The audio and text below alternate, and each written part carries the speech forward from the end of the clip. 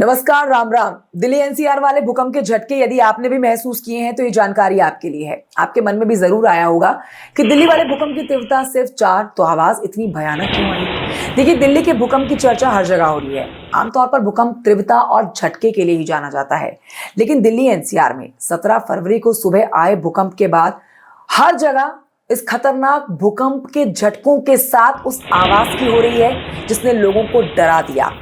भूकंप के साथ आई आवाज लोगों के मन में दहशत डाल गई।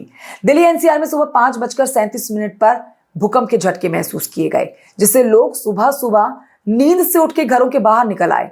इतनी तेज आखिर गड़गड़ाहट की आवाज क्यों आई, आप ये जानिए। भूकंप का केंद्र यानी कि एपिसेंटर दिल्ली में था। सिस्मिक जोन 4 में आने के कारण दिल्ली भूकंप के लिहाज से संवेदनशील क्षेत्रों में से एक है, लेकिन रिक्टर स्केल पर महज 4.0 की इंटेंसिटी वाले इस भूकंप ने आखिरकार लोगों को अगर डराया तो वो थी उसकी आवाज। इस पर सिस्मोलॉजिस्ट कहते हैं कि जब भूकंप आता है तो 2 तरह के वेव निकलते हैं, ज्यादा तेज चलने वाली पी वेव और धीमी चलने वाली एस वेव। एपिसेंटर के पास पी वेव अगर अलग अलग कणों में कंपन पैदा करता है, उसकी वजह से तड़के लोगों को तेज आवाज सुनाई पड़ती है, जो कि 17 फरवरी को सुनाई दी है। भूकंप के साथ तेज गड़गड़ाहट की आवाज हुई, जिससे लोग डर गए और घरों के बाहर निकल आए। इसके अलावा आपको बताते हैं कि भूकंप के केंद्र की गहराई धरती के महज 5 किलोमीटर नीचे थी, जिसकी वजह से भी कम तीव्रता का भूकंप सतह पर ज्यादा प्रभावी रहा। हालांकि इसी वजह से इसका असर काफी बड़े इलाके में नहीं देखने को मिला है। आप ये जानिए कि दिल्ली में एपिसेंटर होना कितना सामान्य है या फिर कितना खतरनाक है। दिल्ली और आसपास के इलाके सिस्मिक जोन के हिसाब से काफी खतरे में रहते तो हैं, लेकिन इसकी बड़ी वजह यह है कि दिल्ली की भौगोलिक स्थिति हिमालय के नजदीक है।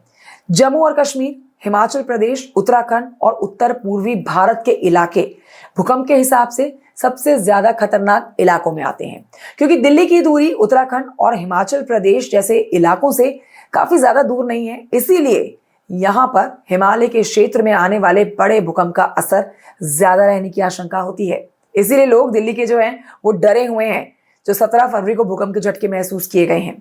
भूकंप का अध्ययन करने वाले बताते हैं कि दिल्ली में पिछली सदी का सबसे तेज भूकंप साल 1960 में आया था, जब उसकी तीव्रता 5.6 रही थी।